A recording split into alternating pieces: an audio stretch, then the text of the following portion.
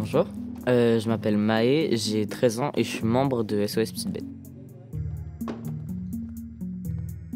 SOS Petite Bête, c'est une junior association, donc gérée et créée uniquement par des membres qui ont entre 11 et 20 ans. Et notre objectif, c'est de créer un refuge pour reptiles, amphibiens et invertébrés, donc tout ce qui est lézards, serpents, tortues, grenouilles et tout ce genre d'animaux-là. Depuis que je suis tout petit, je suis avec ce genre d'animaux et du coup je me suis posé plein de questions dessus, je me suis pas mal intéressé à ça et ça fait que maintenant j'en découvre toujours plus chaque jour grâce à l'asso et c'est super.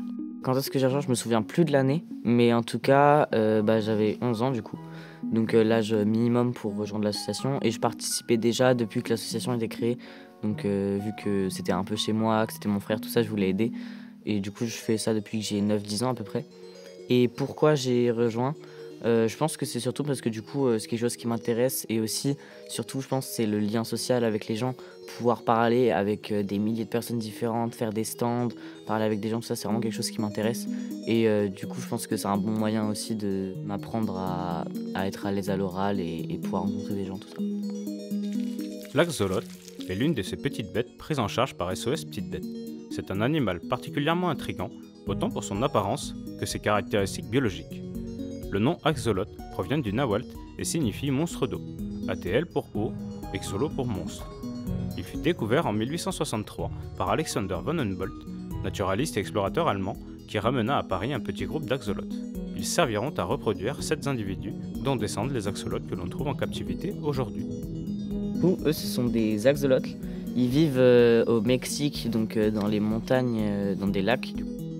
Ils ont pas mal de particularités. Déjà, ils peuvent se régénérer. Donc que ce soit un bout de patte, un bout de queue, mais aussi des fois des bouts de cerveau ou des yeux parfois. Donc c'est vraiment incroyable. La science s'intéresse beaucoup à ça parce que du coup, ils sont résistants à plusieurs maladies. C'est un sujet qui est vraiment intéressant et qui pourrait peut-être donner quelque chose à l'avenir. Et après, il y a aussi le fait que ce soit les seuls animaux qui peuvent se reproduire à l'état larvaire. Donc en gros, l'état larvaire, c'est toute leur vie où ils sont dans l'eau. Et c'est aussi des animaux qui peuvent être aquatiques comme terrestres. Donc là, à tout moment, ils peuvent, si leur lac est en sécheresse, ils peuvent sortir de l'eau et tout simplement devenir un peu un genre de salamandre et se déplacer sur la Terre. Par contre, ils ont plus que 2 ans d'espérance de vie à peu près au lieu de 15 ans dans leur forme larvaire, donc sous l'eau. Cette métamorphose lui permet de se déplacer et de respirer à l'air libre au travers de sa peau grâce à ses poumons qui se développent alors. En effet, l'axolote est une salamandre néoténique, ce qui désigne chez une espèce la capacité d'atteindre une majorité sexuelle ou l'âge adulte sans quitter le stade larvaire. Pour s'alimenter, la bouche d'un axolote se transforme en aspirateur.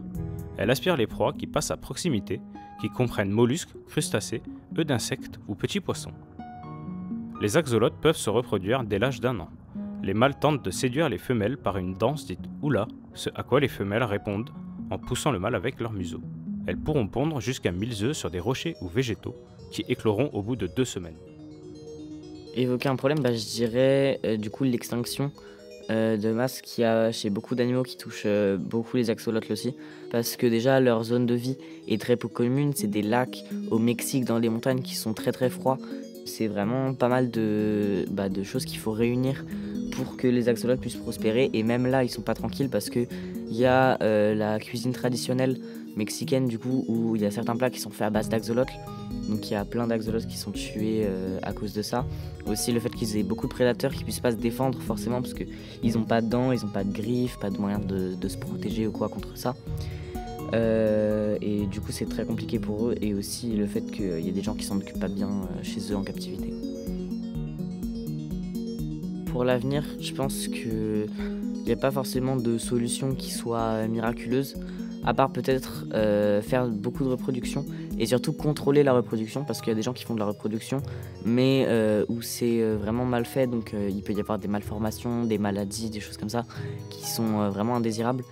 Et du coup la solution ce serait sûrement d'essayer de faire de la reproduction mais que ce soit vraiment protégé avec beaucoup de règles, tout ça, pour essayer de vraiment relancer cette espèce-là et de leur donner beaucoup plus de liberté et faire en sorte qu'ils vivent beaucoup plus longtemps. Les axolotes évoluent dans un habitat singulier. Certains critères sont donc essentiels. Cela inclut la qualité de l'eau et du sol dans et sur lequel ils évoluent, la flore qui s'y trouve, la nourriture disponible et le maintien d'une température stable. Ces critères sont difficiles à reproduire en captivité, ce qui n'en fait pas un bon animal domestique. Paradoxalement, l'axolote est un animal très recherché aujourd'hui parmi les animaux exotiques. Sa popularité sur les réseaux comme TikTok masque une triste vérité. L'axolote, à l'état sauvage, est depuis 2006 classé en danger critique d'extinction. Pour principale cause, son seul habitat naturel est perturbé par l'insertion de plusieurs espèces invasives. Les activités humaines et le réchauffement climatique sont également des causes majeures. En conséquence, il n'en resterait qu'une trentaine dans la nature et certaines études prévoient malheureusement l'extinction de l'espèce pour cette année 2025. Plus largement, nombreuses sont les espèces, plantes comprises, menacées par l'activité humaine et le réchauffement climatique. Il devient donc essentiel d'agir car l'on parle aujourd'hui de 6e extinction de masse. Notre monde évolue, cette petite bouille de mignonnerie pourrait disparaître de la nature, nous n'en garderions alors qu'un souvenir au travers d'individus n'évoluant plus qu'en captivité. La nature est fragile, préservons-la. Pour moi, à partir du moment où on en parle, ce qu'on se dit là maintenant, ça peut avoir un impact sur toute la préservation et sur toute la vie des axolotes. Déjà, savoir informer les gens, leur expliquer comment ils fonctionnent, ça peut aider aussi en captivité. Mais si en plus on sensibilise sur l'extinction, ça peut vraiment aider si les gens écoutent et sont prêts à faire des choses pour que ça change.